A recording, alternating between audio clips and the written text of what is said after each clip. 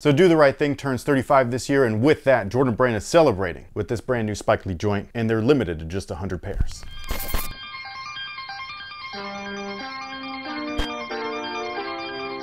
Hey, what's going on, guys? My name's Chris. Welcome back to the official WearTesters.com YouTube channel. Today we got a detailed look and review on these bad boys right here. This is the Air Jordan Spizike Low in a brand new 35th edition colorway for Do the Right Thing. They are limited to 100 pairs. They're not releasing publicly, and I hope that doesn't deter you from continuing watching this video, because watching this video is the only way that you can support us outside of hitting the like button, leaving a comment, and subscribing if you haven't already.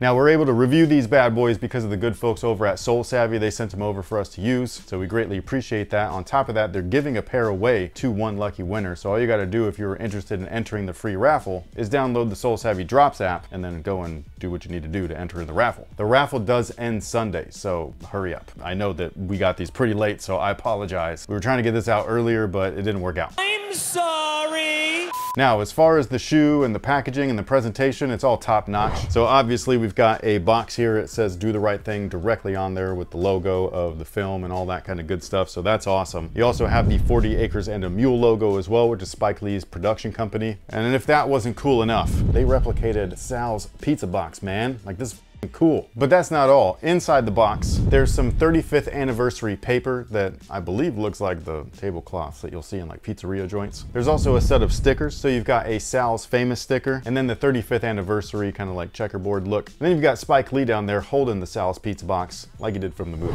It also comes with a card right here that says Spike Lee's 1989 film Do the Right Thing turns 35 this year, and its impact and message can still be felt. Nominated for multiple Academy Awards, the movie was written, directed, produced, and starred in by Spike Lee. All of this stuff took place in Brooklyn. It was a dope-ass movie. If you have not seen it, I highly recommend it. Fun fact, by the way, it was one of the first times in film where it was depicted like a sneakerhead, if you will, where that fool freaked out, or bugged out, if you know what I'm talking about somebody wrecking his brand new fresh kicks.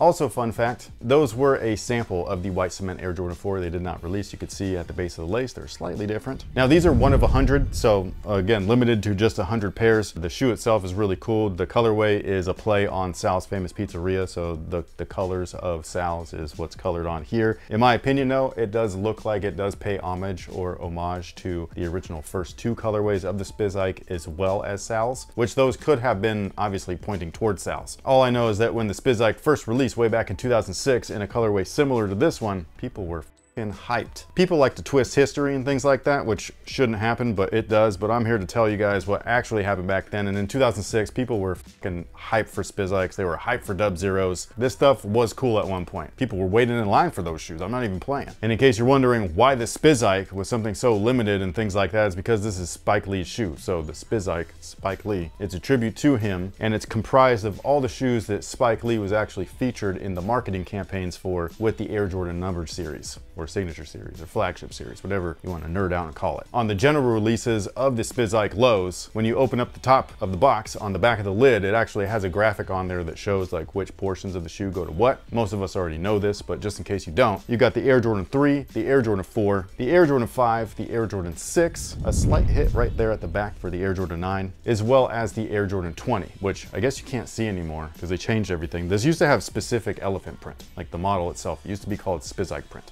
and they had like words in it and stuff. But nowadays it's just elephant print. It still looks good, so I don't really care. And the shoe itself comes with two sets of laces, both of which are white, which is weird, but the other lace is kind of like a premium-ish lace. So yeah, I do think that it's weird though, like when you just look at it, it's like it comes with a white lace and it comes with an extra white lace. It would have been cool if it came with that lace dubre that was seen in the movie, but instead it comes with this dubre, which just says 1989 when the film was released, but it would have been super sick if it came with that. And there has been Do the Right Thing Air Jordans before. There's been full-on packs. I'm not going to go through a whole history of them, because if I forget one model, you guys are going to roast me. But just know that the original colorways from those packs traditionally were featuring colors featured on the movie's poster, whereas this one is pointing more towards a direct location within the film. Now, in addition to the extra lace and the lace dubre, they do have the lace lock, which is pretty standard for Spizikes. And then the insoles are nothing fancy. It's like an ortholite style of insole. However, the top liner is a synthetic leather, which looks really good. And then it also features love and hate. And if you know, you know, it was a great scene where love and hate are constantly fighting one another, and it was dope. Let me tell you the story of right hand, left hand.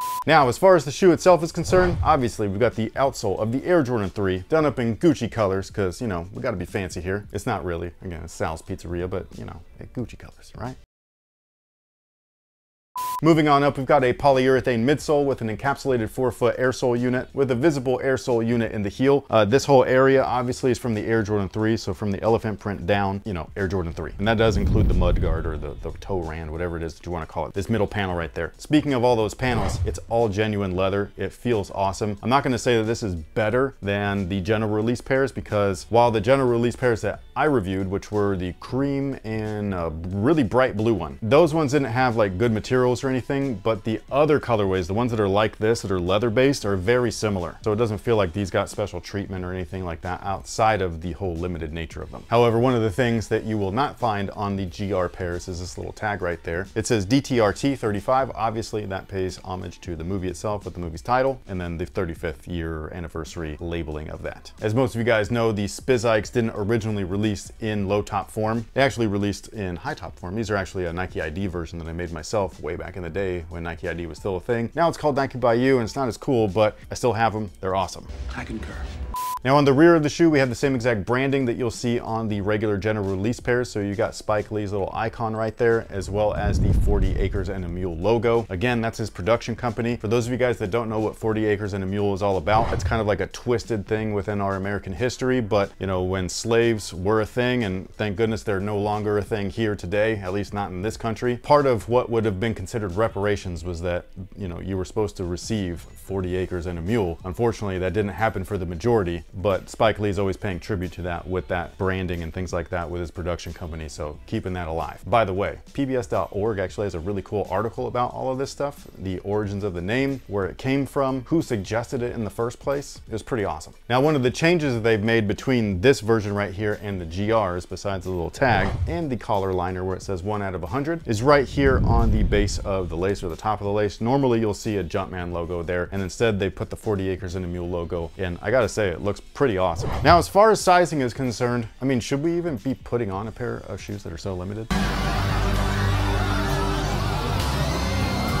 They do fit true to size. You could do one of two things though. You can go true to size, or if that's not an option for you, go down half a size, especially if you got a narrow foot. If you have a wide foot, definitely don't do that. You'll be sorry. But for everybody else, true to size or down half a size and you should be good to go. They feel very similar to Jordan 3, so if you've never worn a pair of Spizikes before, it's very similar. It's got the same exact tooling setup, same cushion, all that kind of stuff. If you don't like the insole, you can always take those out and swap them out for anything else. It's got a little bit of extra comfort in there. It's a very easy fix. But with all that being said, what do we happen to have for today's question of the day? To keep in the pizza theme, who's your favorite Ninja Turtle, and did you get the Ninja Turtle Superstars?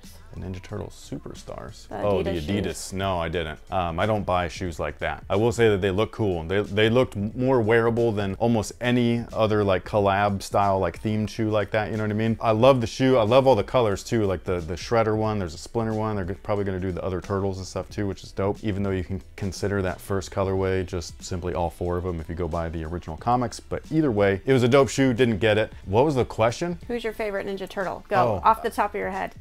No It's time so, to think. No, it's so hard, man, because I like them all. I think that each one of them represents everybody. Not just like individually, but like as yourself. I think that you can have a piece of each one that you relate to. You know what I mean? So like sometimes you're a party dude, sometimes you're cool but rude, other times you're a nerd, and then other times you're just a kick-ass leader that always follows the rules. Or is that cool? I don't think that's cool. We have to have that in this society, otherwise it's chaos. I suppose. You know, they just saw me wiping myself. It's sweat. I'm hot. I live in Sacramento, you guys. It's hot as shit right now. Anyways, with all that being said, sound off below and let us know what your favorite turtle. What, did you want to answer? No, you just need to pick one. I did. I said all 4 of them. No, you have to pick one. one. Oh no, that. It's all 4 of them. And if I were to rank them, I'd go Mikey, Donnie. So Mikey. Mikey, Donnie. Mikey. Mikey, Donnie. Mikey, Donnie. That's how I would do it. But yeah, and then the other 2, flip-flop, doesn't matter. Depends on what series it's from. If it's movie Raph, like OG movie, he's number 3, even though Leo was cool, but still, he was kind of, had to stick up his butt. And then if it was from the cartoons, Raph would be a little bit higher. Raph was my favorite from the original 87 series. But the 2003 series, Mikey and Donnie. And then the newest ones, like the Booyakasha turtles, the 2012 ones, Donnie might be my favorite. That's the one where like Mikey and Donnie like flip-flop for me, because like Donnie was such a dork, but so cool at the same time. It was so good. That might be the best Ninja Turtle series. Like if you want a harder question, what is the best animated Ninja Turtle series? I will definitely contend it's 2012. 2003 is close, only because it's very close to the comics. But as far as fun goes, and heartbreaking moments too, if you know, you know. Like people die in that. It's crazy. But anyway, sound off below and let us know your thoughts on which turtle's your favorite. If you wanted to rank them, go for it. And which Ninja Turtle series is the best as far as animated goes, not the movie stuff. The movie, there's only one. It's the original. Also, sound off below and let us know what you think about these in the comment section. Do you like what they've done here? Do you think that they pay tribute well to the movie itself, as well as the original set of the first two OG Spizike colorways? What do you think about them being limited to 100? Does that make you want a pair? Or are you still like, nah bro, they're Spizikes? Thank you once again to Soul Savvy. If you're interested in trying to enter for a free pair of these, then download their drop app, links down below. The raffle's free, super simple. So if you want to do it, go for it. If you don't, I'm sure I'll hear from you. But again, thank you guys for everything. I really appreciate you guys spending your time with us. We will catch y'all in the next one. So until then, you guys have a good one.